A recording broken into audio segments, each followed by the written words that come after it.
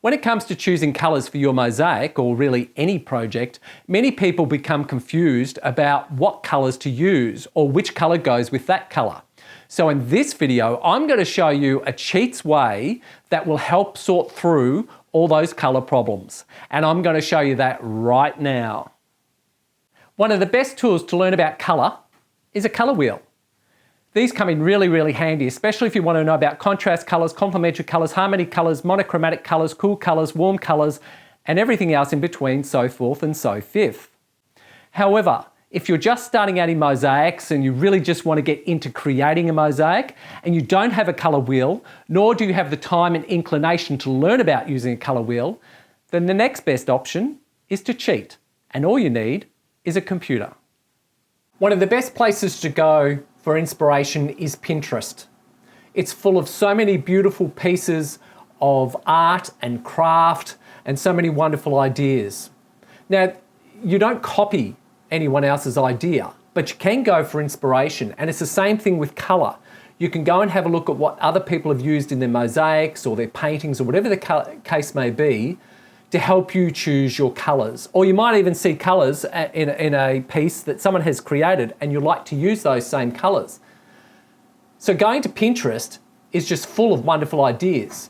Now, if you go up to the search bar, up to this magnifying glass here, and you click on that, and you type in there colours that go with purple, and you type it in, and you'll come up with all these beautiful colour palettes of colours that actually go with purple.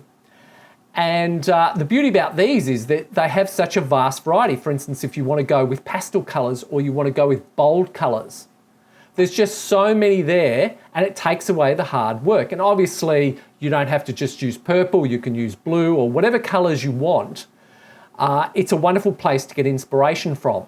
It's also good when you click on it, it will enlarge those colours to make it even easier for you to see. It also enables you to now go and select different colours from different palettes if you want, or you can use the same colours that's in the palette. It really does depend on what you want to do as a person creating a mosaic. So this is one of the areas that's really handy. And it also allows you to have a look at different things that have used from that colour palettes. For instance, photos like this one here. You can see some of those colours that are being used in this photograph here. So at the end of the day, you can see what you think your mosaic is going to look like. Obviously, it's not going to be the same, but you can see the combination of colours that are used in that photograph will probably come across to your mosaic as well. So Pinterest is a great place to go for that. Now, another place that you can go to is Colour Hunt, and colourhunt.co is the website address, and in this, it gives you a lot of random palettes. So if you're not sure of your colour palette, what you want to use, you can go there and there's a whole heap of random ones. So you just keep searching through until you find one that you want to use or the colours that you like. Now, if you go up to the top here to the new there, you can click on what's trendy. So these are the colour palettes that are trendy at the moment, and it also tells you the amount of people that have saved them off, that have really liked them. So scrolling down, there's a heap of those as well. Going up to that same bar there, you click on popular, and it will tell you the most popular ones. For instance, this one here has 25,565 people that have saved that off because they really like it or they love it. So that's another good thing about this website is if you're not sure of what's going to be popular or trendy, this is a good place to go. Now, another really good website is Coolors, and that's COOLORS.co. Now, this website has a lot of good things going for it because it enables you to explore a variety of different colour palettes, but also you can make your own colour palette. But let's go to this area and we'll explore all the different colour palettes that are available. Now, on this particular one, they also give you shades of different colours, and they also give you about 5 or 6 colours of different colours that work together. So again, by looking down here, you can see I want one with bold colours in, and that gives you a variety of bold colours that work together. Or you might want something a lot less bold, and you might want to go to pastel colours like this one here. It also gives you the amount of saves that these colour palettes have had, so you can see what is very popular. You can also go up to more here, click on that, pick a colour palette from a photograph. So you can upload a photo and pick a colour palette from that photo, which is really, really great.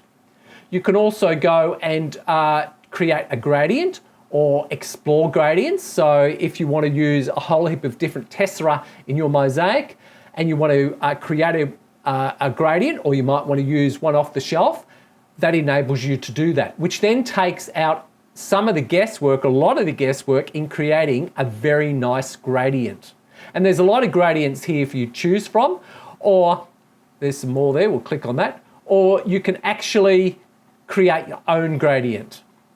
Now, if we click back to the actual Coolers website logo, and it takes us back to the home page, you can actually make your own colour palette. And here we have a range of randomly chosen colours. Now, if we click on the space bar, we can change those colours until we find one that we really like. And let's say we like this English violet. So we'll click on that lock down there. That will lock that colour. And then the other colours will change. So we click on the space bar again, and then these other colours come into play. And then we wait until we find a colour that we really like. Let's go with this cadet blue. We'll click on that. And then these three colours will change, and they'll change to a colour that works with those other two colours. I like this one, so we'll click on that and keep the old gold, and then these colours will change to what we like. So let's go with this maximum blue purple. So we click on that and we'll change this colour here. So let's go with this Rosso Corsa. So we'll click on that. And now we have our 5 colours that we can go with. Now, if you join this website and you sign in, as far as I know is it doesn't cost anything, you can save off this colour palette and you can save off other colour palettes. That will enable you to save a future reference. But that's a really great thing, creating your own colour palette from random colours that you may not have even thought of. Now, if we click on the Coolers website again, and we go down here, you can see that there's many companies that actually use this website to create their colours. For instance, Shopify will use it to create their colours, and other magazines and companies will create from this website. So I think really it's a really good website to take colours from. Now that you've chosen your colour palette, the next thing I like to do is take a black and white photo. And I like to do this even when I'm creating my mosaic. I have progress shots where I'm able to see how I'm progressing. And the beauty about taking a photo and changing it to black and white is that it allows you to see the hue of the colour. And you can see how those colours interact with each other. So if you look at the screen now and you see the deep blue line that's like a swirl, and then you see the red near that as well, those two colours, when you take a black and white photo, look very, very similar. So if you were to create a mosaic and you had, say, a deep blue background and then you had some red in it, then there may not be enough difference between those two colours to really stand out. So taking a black and white photo, and when you're adding other colours to your mosaic, even though you have your colour palette, but you might be adding other shades of colours, or you might be adding other completely different colours as well, taking a black and white photo will allow you to head off any possible mistakes that could happen further down the track that you can't see, but the camera can.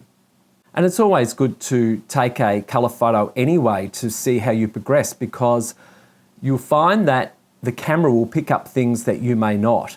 So there's no harm in taking a colour photo and then changing it to black and white, and that will give you 2 references to show you how you're progressing in your mosaic. Another thing I like to do when I'm choosing my colour palette is I like to choose my grout colour at the same time. If you don't choose your grout colour at the same time, then what happens is when you finish your mosaic at the end, it becomes a guessing game on trying to find a grout colour that's going to work with all those colours. And that can be extremely difficult. And also, as we know, the grout colour can make or break a piece. So it's as important choosing the grout colour at the start as what it is choosing your colour palette. Now, if you choose your grout colour at the start and you find it doesn't work with one of the colours in your colour palette, it does allow you to change it. So you can get there and go, okay, well, I'm going to change that particular colour in my colour palette, or it might be a particular shade of colour. But it allows you to change that particular colour a lot easier than what it's going to be when you finish your mosaic and you're trying to get a grout colour that's going to work with all the colours. So choosing your grout colour at the very start, even though it might be a little difficult, but it's going to make it a lot easier than what it will be choosing it at the end when you have no chance of changing any of the tessera to suit the grout colour. So anyway, I hope this video has helped you. I hope you've taken something away from it.